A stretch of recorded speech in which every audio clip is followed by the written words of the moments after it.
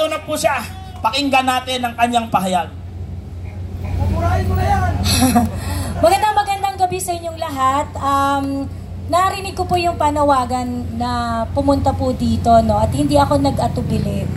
Kasi ito yung panahon na dapat alam ng bawat Pilipino ang talagang pinakaugat ng problema kung bakit ang mga kababayan natin nagdurusa. Siguro, nito pong nakakaraang linggo, lahat po kayo, nakita po natin kung paano magdusa ang mga kababayan natin sa baha. Ilang oras na ulan, lampas ulo ang taas ng baha. Makita natin yung mga estudyante na uniformado, naglalakad papunta ng school, baha. Mga kababayan natin namamatay sa leptospirosis dahil sa baha. At pagkatapos, sasambulat sa atin ang sangkaterbang flood control projects na kung hindi ghost, incomplete but paid, o di kaya substandard. Ang lahat po na ito ay nag-ugat dahil hindi ginagawa ng mga tao sa House of Representatives ang trabaho nila. Ito pong panahon na to, hindi po itong panahon ng partisanship. Ito po ang panahon ng pag-alam at pagtingin sa problema as it is. Ano ba yung problema natin? Tatanggapin na lang ba natin na ganito yung buhay ng mga kapwa natin Pilipino araw-araw? Hindi! Mga grab driver, angkas driver, bumabagyo, umuulan, napakataas ng baha, nagtatrabaho. Bigyan naman natin ng laban yung mga kababayan natin, na makalaban sila ng patas, pero dinuduga sila ng mga tao dito sa House of Representatives. Tama! Huwag po nating tanggapin yon. Maawa po tayo sa kapwa natin Pilipino. Siguro ngayon pong panahon na to, importante na dapat ibaba natin ang lahat ng ating pride. Magkaisa. Magkaisa tayo. Harapin natin ang katotohanan na problema natin dito sa bansa natin ang systematic corruption. Tama! Hanggat hindi natin nare-realize na ang problema natin dito sa bansang to ay ang sistematikong korupsyon na ginagawa ng mga nakabarong na buwaya dyan sa House of Representatives, hindi natin mareresolba ang problema ng bansa natin. Lalo tayong bobobohin ng mga tao dyan. Lalo tayong lilinlangin paglalaruan. Lalo nila tayong aapihin. Lalo nila tayong gagatasan. Sana po lahat ng manggagawa, lahat ng mga grab driver, angkas driver, lahat ng mga nag-oopisina, ngayon na po ang panahon, lumabas na po kayo. Kung hindi po natin ipagtatanggol ang kapwa natin Pilipino, wala pong ibang magkakampi dito sa bansa natin, tayo-tayo lang. So lumabas na po kayo, mahalin po natin ang kapwa natin Pilipino. Ang issue po na ito ay issue ng survival. Ang issue na ito ay issue ng existence. Yung mga political interest po natin, isang tabi po natin yan. Kasi dapat na nandito tayo at ipamukha natin sa mga miyembro ng House of Representatives na hindi nyo nire-representa ang tunay naming boses. Dahil kung nakikinig kayo sa amin, alam nyo, ilang taon na namin kayo minumura mula ulo hanggang paa. Mga paking kayo! Mamamato tayo ng kamatis ha. Papatuloy natin. Mga kurakot! Ang kakapal ng mukha ninyo! Kitang-kita namin kung paano nyo ibalandra yung mga kayamanan ninyo, yung mga anak ninyo, kung paano nyo ibida sa aming lahat. Kung gaano karangya ang buhay ninyo habang mga kababayan natin naghihikahos, naghihirap.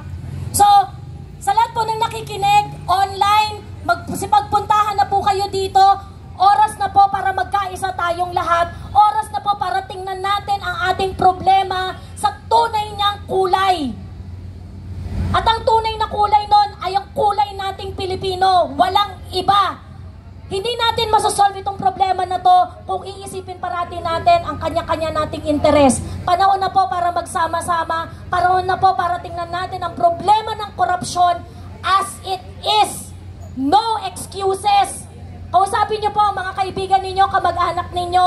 pumunta na po kayo dito, magsama-sama tayo, magparami tayo, at huwag po tayong titigil hanggat hindi natin nakukuha ang solusyon para sa problemang ito. We owe this to to our future generation. Mahiya po tayo sa mga susunod na darating na mga Pilipino kung itong problemang to hindi natin kayang solusyonan. Hindi po katanggap-tanggap. Kumilos na po tayo, inaanyayahan ko po lahat na pumunta dito at sama-sama po natin na pakilusin ang House of Representatives na itama ang kanilang mga mali at sabihin natin sa kanila na hindi tayo masaya sa ginagawa nila. Kailangan nilang makinig sa atin, kailangan nilang pagsilbihan ang kapwa natin Pilipino. Alam namin na tinatago ninyo mga sangkaterbang pignanalakaw nyo dyan. Oras na para maningil. At lahat ng mga kababayan natin, pumunta kayo dito dahil ito na ang oras ng pagtutuos. Kailangan pakinggan tayo, kailangan kumilos tayo, kailangan i-assert natin ang ating kapangyarihan. Walang ibang magkakampihan, tayo-tayo lang. Maraming salamat po. Okay, maraming salamat po, Miss Joey. Wala bang palakpakan dyan? Magandang gabi po. Lapit kayo. Hindi ako nangangagat. Magandang gabi po. Magandang gabi! Magandang gabi po. Malakasan nyo! Lahat po rin ang dumadaan na traffic. Magandang gabi sa inyong lahat. Nandito po kami ngayon kasi kahit magkakahiwa-hiwalay tayo, iba-iba yung politika natin, iisa ang hangarin natin. Ito tinuro sa akin ng isang kaibigan ko, dating military. Nung sila'y umalsa sa isang gobyernong nagnakaw ng eleksyon, sabi niya, isa lang hangarin namin, malinis na eleksyon. Yun yung panahon nila. Ngayon, isa na naman ang hangarin natin. Pareho-pareho tayo dito. Gusto natin malinis na gobyerno. Alam nyo ba na pag ninanakawan tayo, may direct correlation yung pagnakaw nila ng pera dun sa ating kalusugan kasi lumiliit yung para sa healthcare. Kapag ninanakawan nila tayo, tumataas ang crime rate kasi kulang ang pulis. Kapag ninanakawan nila tayo, kulang yung edukasyon, nagiging mangmang ang mga anak natin dahil kulang ang sahod ng teachers, kulang ang classroom, substandard ang educational materials. Tuwing ninanakawan nila tayo ang ninanakawan sa serbisyo ng gobyerno. Nakakahiya.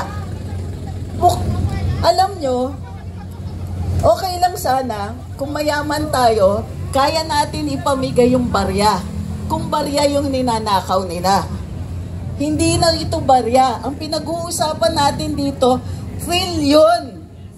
Hindi pa nga ako nakakakita ng 1 bilyon na cash eh. Pero sila halos araw-araw ang dumadaan sa mga opisina at dumidiretso sa mga bulsa. Bilyon! Kayo ba nakakita na ng kahon-kahon ng bilyon? 100 million nga, di ko pa nakikita. Kayo ba nakakita na ng 100 million? 10 million nga, mahirap pa eh. Pero sila, ordinaryo yan. Tapos, in spite of that, iinsultuhin pa nila tayo. Ninanakawan na nila tayo, tapos yayabangan pa nila tayo. Lalabas sila, hoy, ang gaganda ng kotse nyo! Baka pwede kami makasakay, kami naman nagbayad niyan eh. Diba? Atin yan. Pag nagdedebo yung mga prinsesa nila, pera natin yung pinambabayad sa multi-million peso na gown. Saan ka nakakakita? Nagpaaral pala tayo ng mga anak nila abroad. Samantalang hirap na hirap tayo ipaaral sarili nating mga anak kahit sa public school. Alam ko mahaba ang pasensya ng Pinoy. Totoo yan. Kalabaw tayo. Kumakayod ng kumakayod. Hanggang umabot dun sa punto na hindi na natin kinakaya. Kahit ang palaka, kung ilagay mo sa tubig at dahan-dahan mong painit yung tubig, mag-a-adapt. Hanggang sa umabot na yung tubig kumukulo. By the time umalsa tayo, by the time maisip natin na umalis dun sa tubig, luto na tayo. Huwag natin paabutin sa ganun. Alam ko araw-araw nakakakita kayo ng mga kwento. Yung kwento na eto na naman si congressman pala humingi ng ganito. Si congressman pala nakatanggap ng ganito. Minsan, sa dami ng dumadating na mga storya, nabubugbog na tayo at minsan iniisip natin, ayoko nang basahin to. Pero mali yun eh. Mali yung sabihin natin, ayoko nang basahin to. Dapat, ayoko nang gawin nila ito sa atin. Kung tayo, kaya natin magtiis, ipapamana ba natin ito sa mga anak natin? Ipapamana ba natin yung ganitong kayod natin sa araw-araw? Ipapamana ba natin sa mga anak natin yung naghahagilap ng pera? Ipapamana ba natin sa kanila itong bulok na healthcare system kasi hindi na nila pinopondohan? Gusto nyo bang mangyari sa mga anak ninyo na kapag may nagkasakit sa pamilya nila, magiging dukha na sila? Kasi ganyan ang tinigil ni PRD, pasensya na nabanggit ko. Ganyan ang gusto natin mawala. Gusto natin mawala yung pagkakataon na magiging dukha na naman tayo gawa ng pagnanakaw nila. Isipin nyo healthcare.